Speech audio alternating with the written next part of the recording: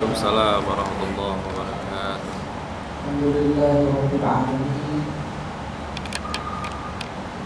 wa bihi nasta'in ala umuri dunya waddin wassalatu wassalamu ala asyrafil anbiya'i wal mursalin wa ala alihi wa ashabihi ajma'in amma ba'd. Qala Allah ta'ala أعوذ بالله من الشيطان الرجيم بسم الله الرحمن الرحيم شهد الله أنه لا إله إلا هو والملائكة وأولو العلم قائما بالقسط لا إله إلا هو العزيز الحكيم.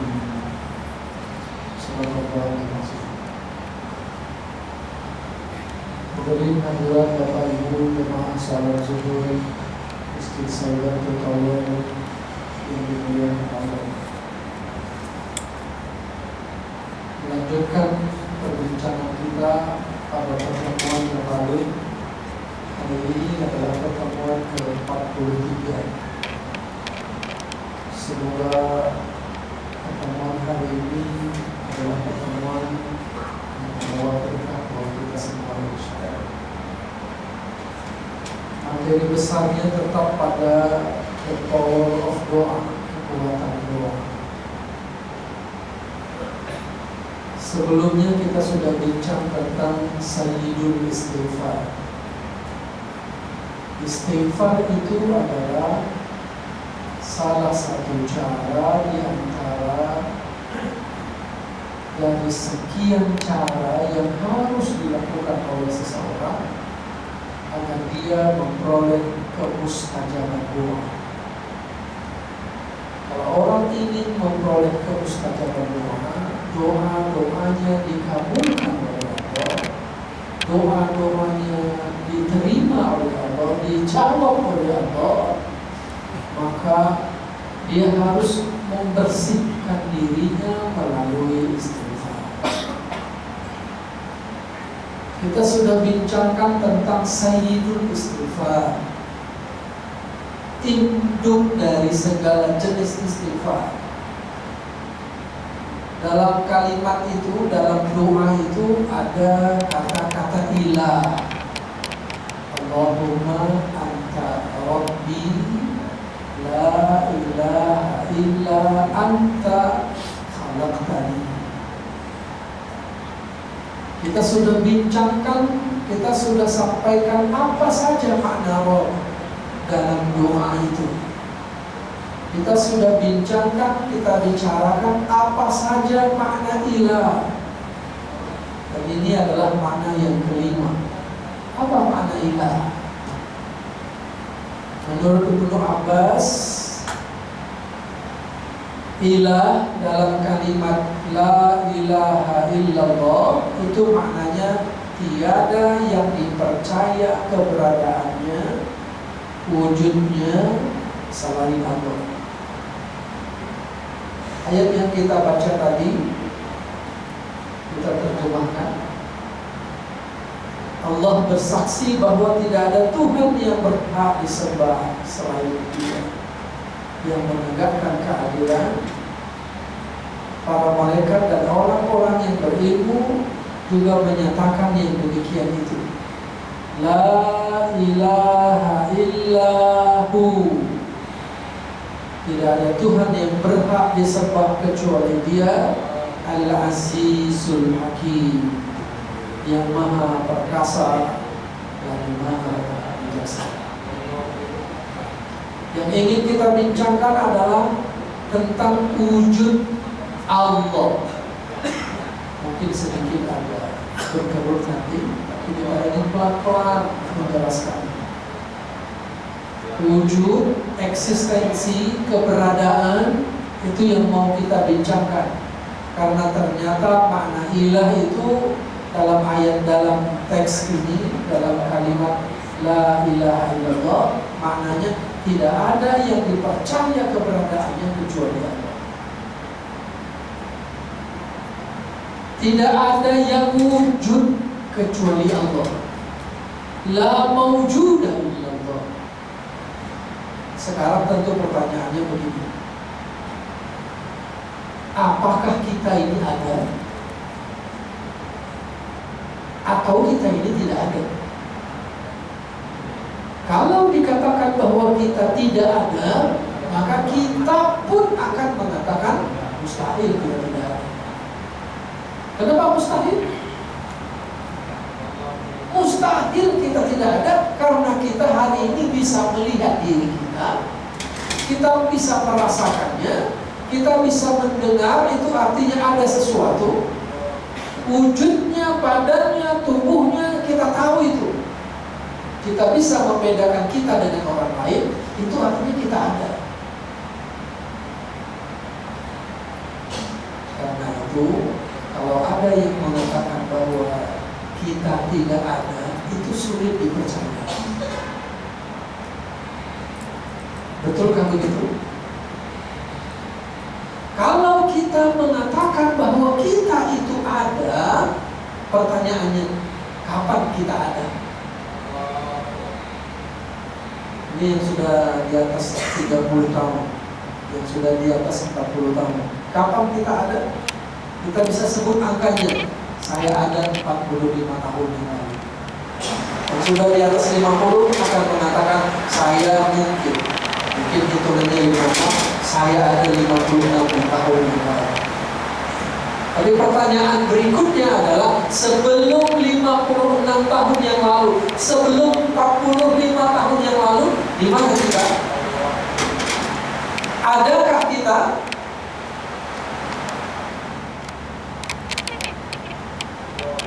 Sekarang pertanyaannya, adakah Allah? Kapan Allah itu ada?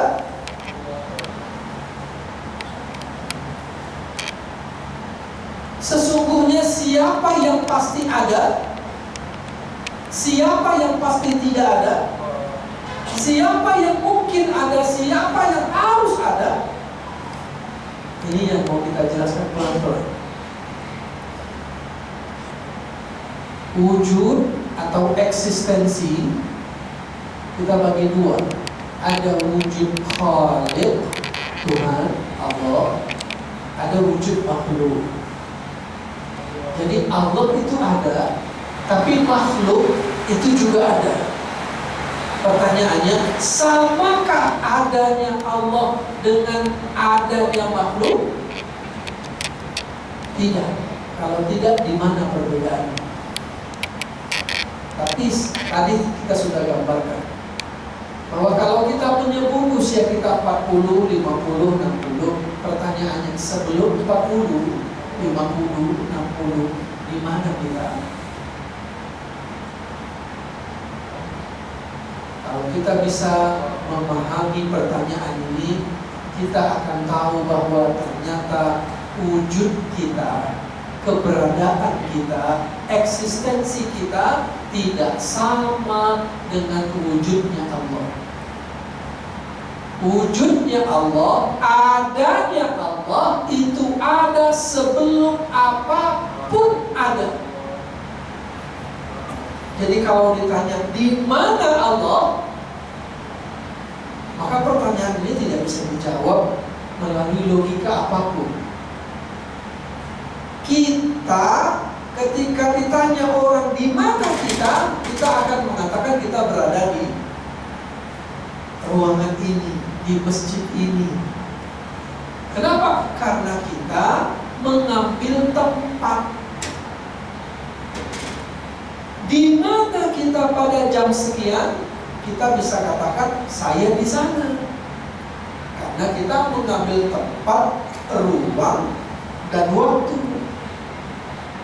Tapi keberadaan Allah, wujudnya Allah itu ada sebelum adanya ruang, sebelum adanya tempat, sebelum adanya waktu. Karena itu Allah tidak terikat pada ruang, pada waktu, pada tempat. Hati-hati kalau mengatakan Allah itu di atas arsy. Hati-hati. Kalau itu menunjukkan tempat, itu bisa syirik. Kalau itu menunjukkan tempat, karena Allah tidak mengambil tempat. Meskipun ayat mengatakan begitu, jangan pahami ayat secara tekstual saja. Kenapa? Karena memahami ayat secara tekstual itu maknanya bisa berbeda.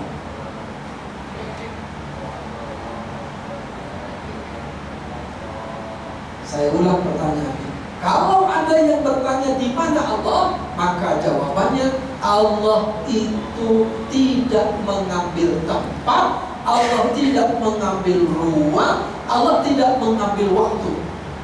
Jadi Allah di luar dari yang tiga ini.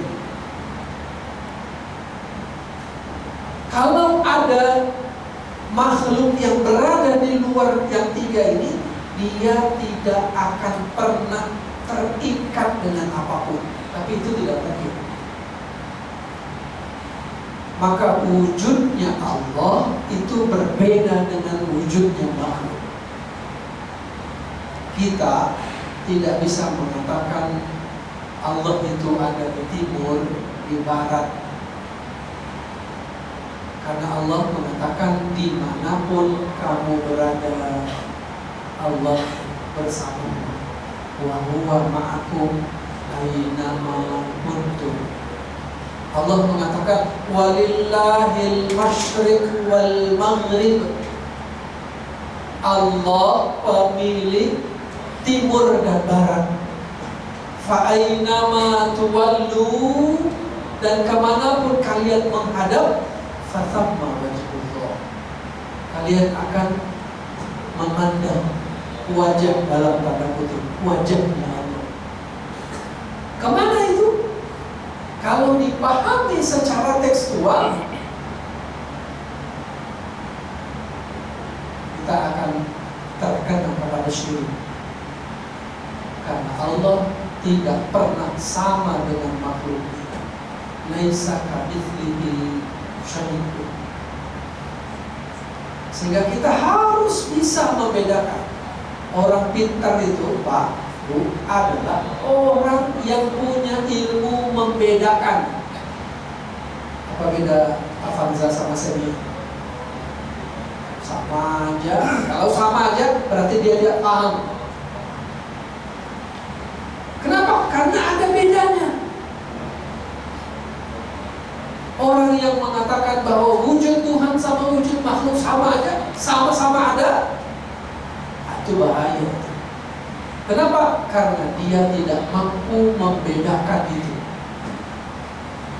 Karena Allah itu di luar ruang, di luar waktu, di luar tempat, maka tidak mungkin, mustahil Tuhan itu punya anak, Tuhan punya keluarga, Tuhan punya rumah seperti yang kita bayangkan. Itu mustahil semuanya, mustahil.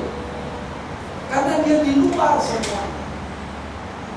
Justru yang tiga-tiga kita sebut itu semuanya makhluk ciptaan Allah. Maka kita bisa menjelaskan bahwa Allah itu keberadaannya, wujudnya, eksistensinya adalah wujud yang wajib adanya. Dalam ilmu kalam disebut dengan wajibul wujud, wajib al-wujud. Wajib keberadaannya karena tidak ada penyebab utama selain Allah. Contoh yang kita katakan tadi bahwa Allah ada sebelum ada apapun, itu menunjukkan bahwa dialah pencipta segalanya. Maka Allah itu tidak bisa disebut punya permulaan, tidak bisa. Dalam ilmu kalam itu namanya qidam. Eksistensinya Allah tidak punya permulaan, tidak ada awalnya. Jadi dari sini kita bisa membedakan bahwa Allah wujud tidak punya permulaan, sementara kita wujudnya ada awalnya, ada permulaannya. Oleh karena itu kita disebut mungkin al-wujud, mungkinul wujud. Adanya kita karena diadakan. Adanya Allah tidak karena apa-apa. Kalau dalam filsafat atau dalam ilmu tasawuf, kadang-kadang istilah itu disebut wujud mutlak. Wujud mutlak itu adalah wujud yang totalitas, pasti, tidak bisa diganggu-gugat, tidak bisa diganggu-gugat, mutlak, penuh.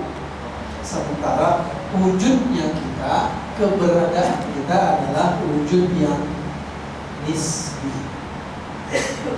Maka ketika kita menerjemahkan la ilaha illallah, itu bisa maknanya tidak ada yang wujud, tidak ada yang maujud selain Allah.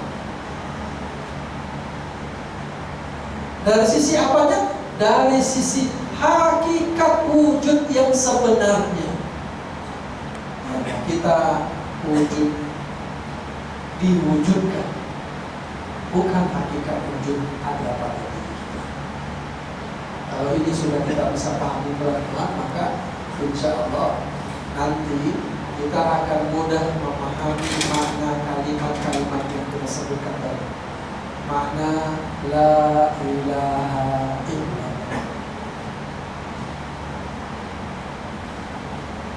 Ayat yang kita baca tadi, syahidallahu annahu la ilaha illahu, itu menunjukkan bahwa Allah bersaksi di berbagai alam kesucian, di berbagai tempat keagungan. Meskipun namanya tempat, tapi itu tidak menunjukkan tempat. Allah bersaksi, Dia bersaksi di tempat ilahiyah tentang keesaan dirinya. Ada tempat yang tidak bertempat, di sana Allah bersaksi tentang keesaan dirinya. Sementara malaikat menyatakan kesaksian mereka di langit. Lalu kita insya Allah masuk dalam golongan ini. Orang yang berilmu menyatakan kesaksian di permukaan bumi. Coba saya tanya, saksi yang menyaksikan sesuatu, mana yang lebih kuat? Kalau Bapak bersaksi atas diri saya, atau saya bersaksi atas diri saya, mana yang lebih kuat? Pak Mariono bersaksi atas diri saya, atau dia bersaksi atas dirinya sendiri, mana yang lebih kuat? Diri sendiri. Kalau kita bersaksi atas diri kita sendiri, itu yang kuat sesungguhnya. Sebelum berangkat, saya masih mendengarkan sekilas, tapi tidak bisa duduk walaupun sebentar tadi. Siapa pembunuh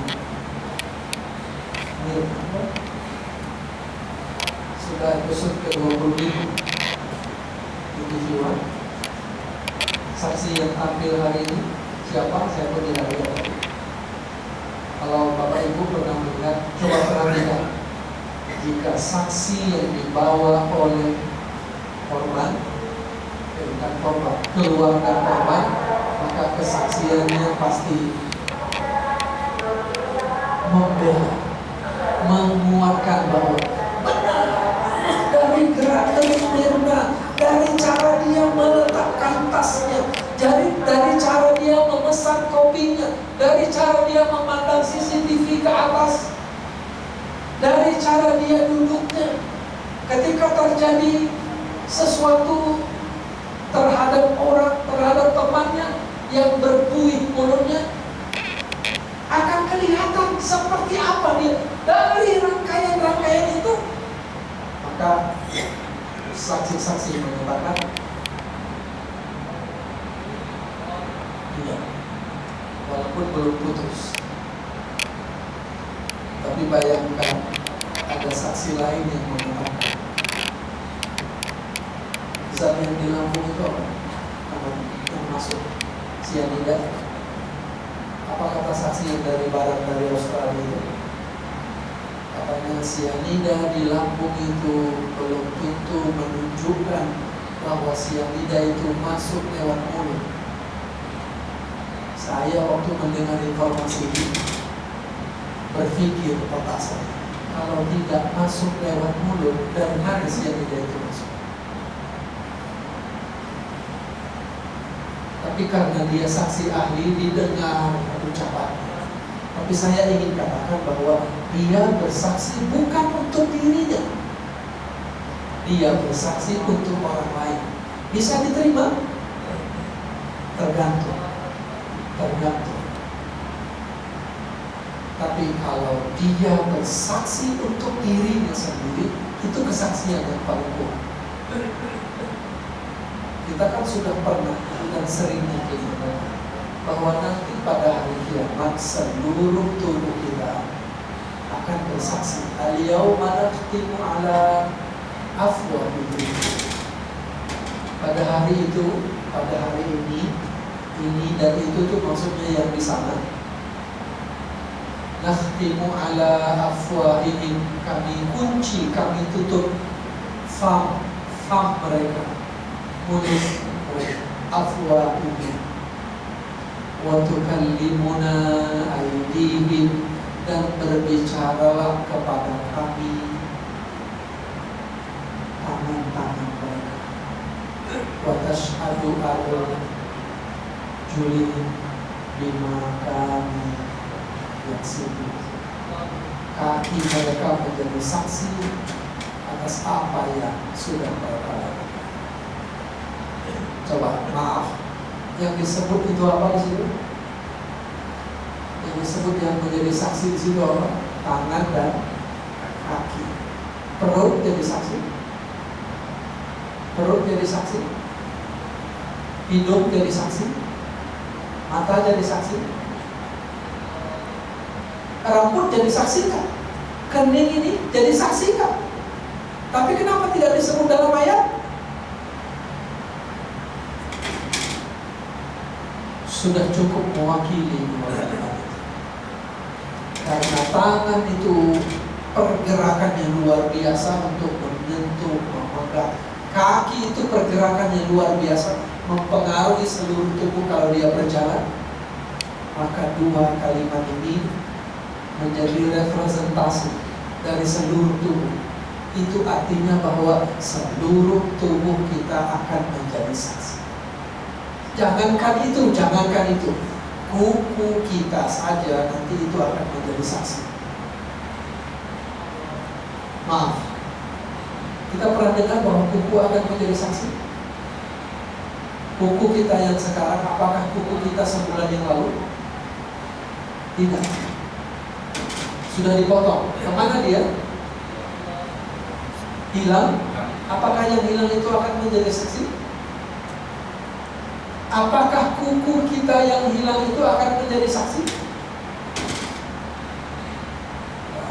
Gawat ini sampai pemahaman. Apakah rambut kita 3-4 bulan yang lalu yang sudah kita potong itu akan menjadi saksi? Saksi apa? Saksi apa? Syekh Al-Akbar Ibnu Al-Arabi ketika ada temannya yang mau potong rambut, dia bilang, hey, belum sempat dia ngomong, temannya mengatakan, ya saya sudah paham. Apa maksudnya? Ibnu Arabi selalu mengingatkan teman-temannya, murid-muridnya, kalau kalian potong rambut, pastikan kalian dalam keadaan berwudu. Karena rambut yang akan dipotong itu, ketika kalian bersuci dalam keadaan berwudu, nanti dia akan menjadi saksi bahwa kalian sedang beribadah kepada Allah. Maaf. Pertanyaannya sederhana. Selama ini kita sudah melakukan dulu. Jadi kalau potong rambut nggak ada hubungannya dengan wudu. Kuku yang kita potong itu akan menjadi saksi. Maka disunnahkan memotong kuku itu dalam keadaan berwudu. Karena begitu dia hilang, dia nanti akan menjadi saksi bahwa kita membuangnya, membersihkannya saat kita sedang berada dalam suci, kesuci.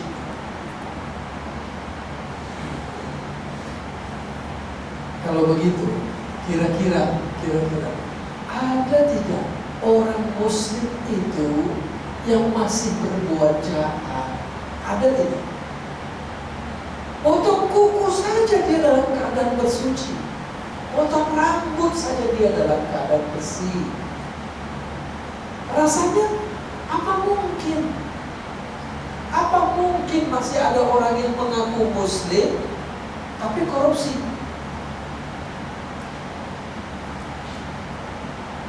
Tapi kalau kita hubungkan dengan soal kesaksian, kita akan mengatakan bahwa seluruh tubuh kita nanti akan menjadi saksi, meskipun kata ayat yang menjadi saksi itu hanya tangan dan kaki.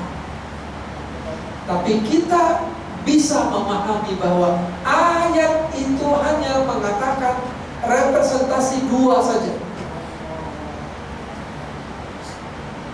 Sebab kalau semuanya disebutkan, wah, Al-Quran itu tidak lagi menjadi bahasa yang mudah, simple.